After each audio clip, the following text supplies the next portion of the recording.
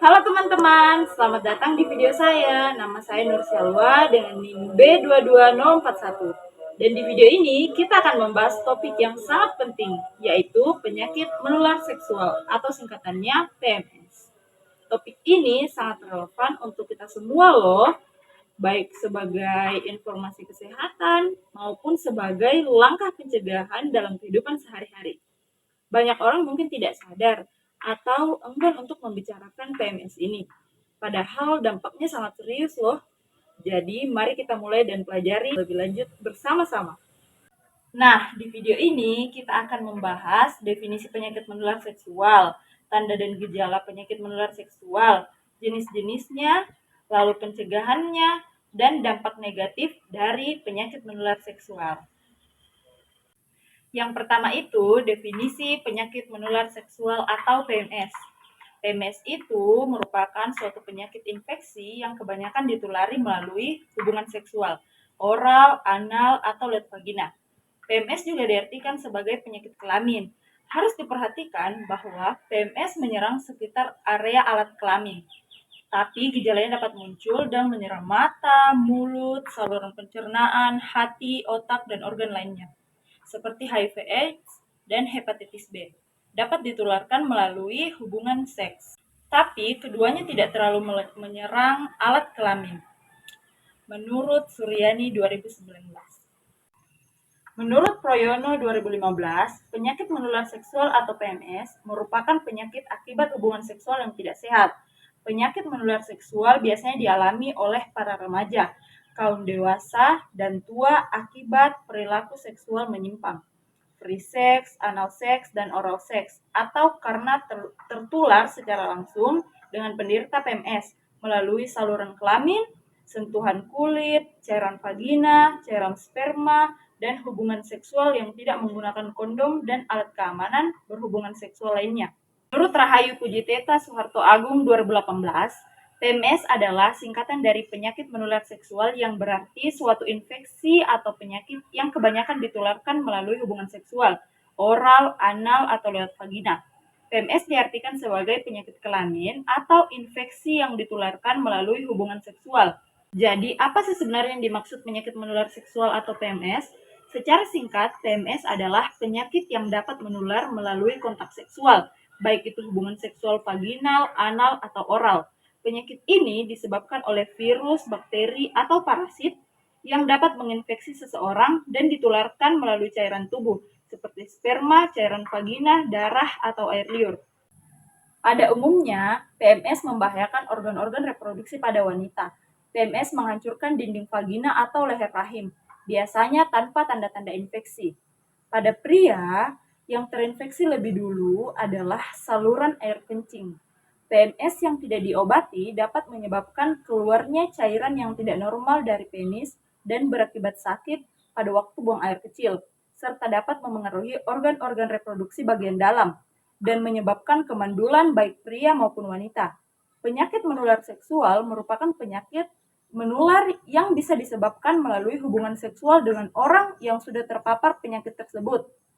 Penyakit menular seksual memiliki banyak jenis dan gejala yang ditunjukkan juga berbeda-beda. Harus diperhatikan bahwa PMS menyerang sekitar alat kelamin, tapi gejalanya dapat muncul dan menyerang mata, mulut, saluran pencernaan, hati, otak, dan organ tubuh lainnya.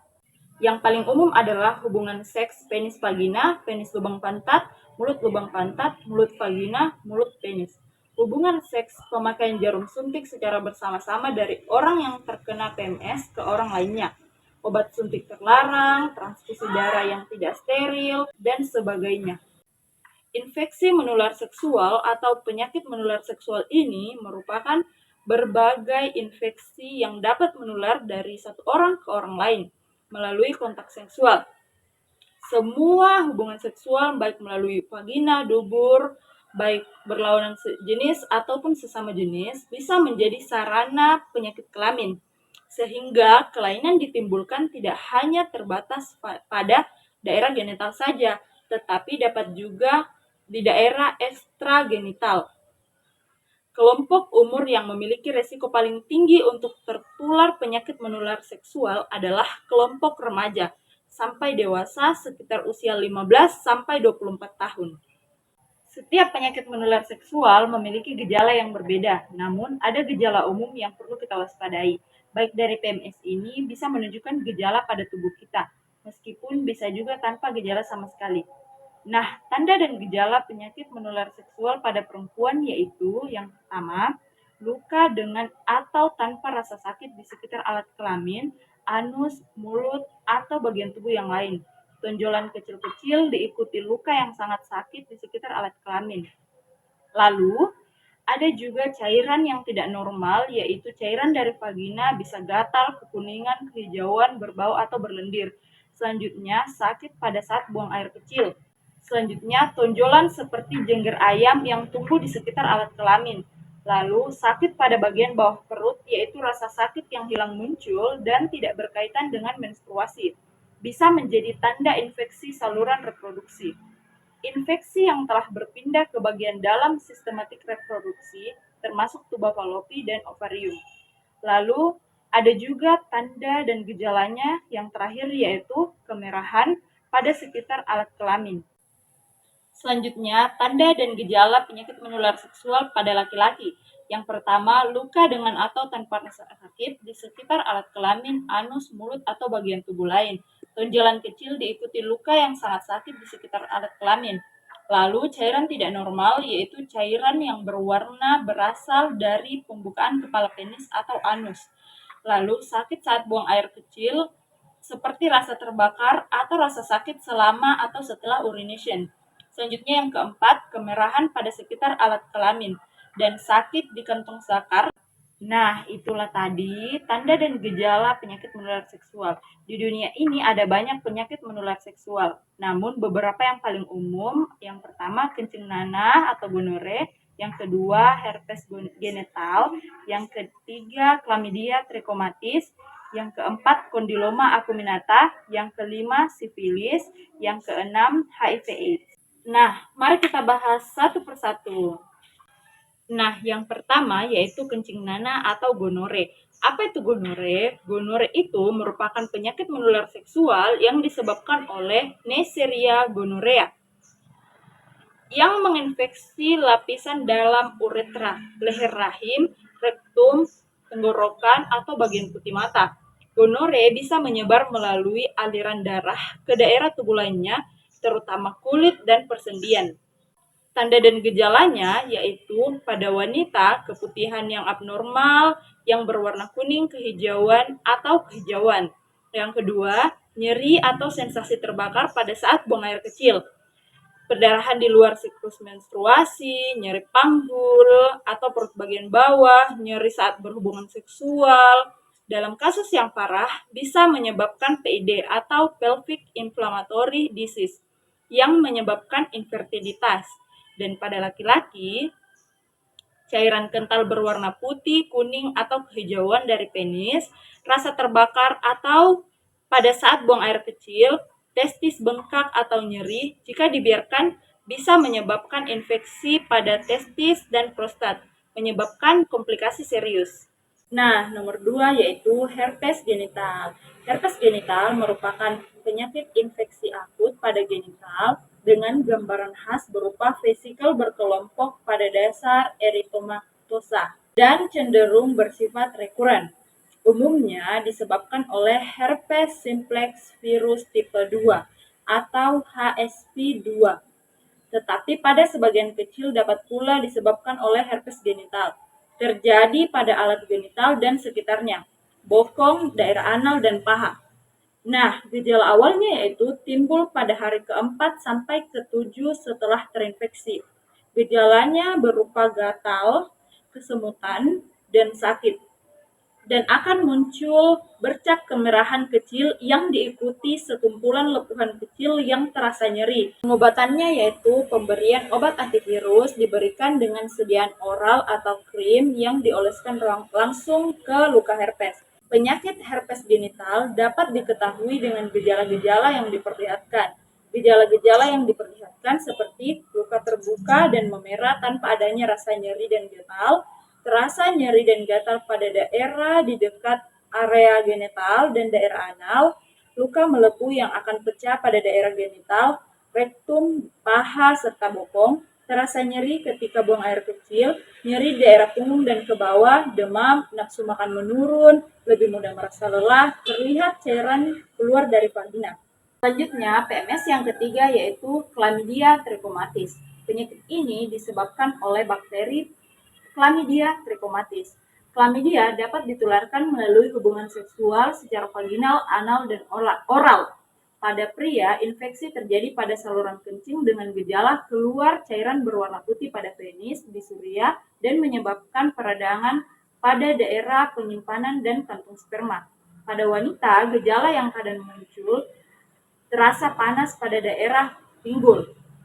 Chlamydia merupakan penyakit menular seksual yang disebarkan melalui hubungan seks tanpa penggunaan alat kontrasepsi. Penyakit chlamydia dapat menyerang siapapun tanpa mengenal usia, jenis kelamin. Jika tidak mendapatkan penanganan yang tepat, penyakit ini dapat mengakibatkan komplikasi. Komplikasi yang terjadi pada pria yaitu reaktif artritis, yaitu radang pada daerah sendi, epididymitis, peradangan pada daerah epididymis, uretritis, peradangan pada saluran tempat keluarnya urin atau uretra. Dan komplikasi pada wanita yaitu salpingitis, radang pada tuba falopi, cervicitis, peradangan yang terjadi pada daerah leher rahim atau serviks, Bartholinitis, gangguan di mana kelenjar Bartholini mengalami pembengkakan, dan penyakit radang panggul, yaitu gangguan di mana ovarium rahim mengalami terkena infeksi. Penyakit selanjutnya adalah kondiloma acuminata. Penyebab kondiloma acuminata adalah virus DNA golongan papovavirus, yaitu human papillomavirus atau HPV dengan gejala yang khas yaitu terdapat satu atau beberapa kutil di sekitar kemaluan.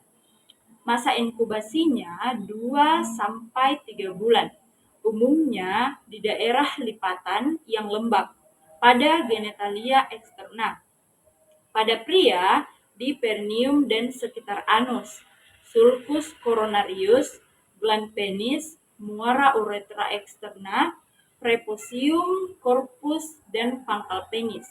Penyakit selanjutnya adalah sifilis. Sifilis adalah penyakit menular yang disebabkan oleh bakteri Spiroseta treponema pallidum. Masa tanpa gejalanya berlangsung selama dari 3-4 minggu, kadang-kadang sampai 13 minggu. Lalu timbul benjolan di sekitar alat kelamin, kadang-kadang disertai pusing dan nyeri tulang, seperti flu yang akan hilang dengan sendirinya tanpa diobati. Ada bercak kemerahan pada tubuh sekitar 6-12 minggu setelah berhubungan seksual. Nah, seringkali penderita tidak memperhatikan akan hal ini. Gejala-gejala dari sifilis memiliki 4 tahap utama. Yang pertama, sifilis primer, muncul 10-90 hari setelah terpapar.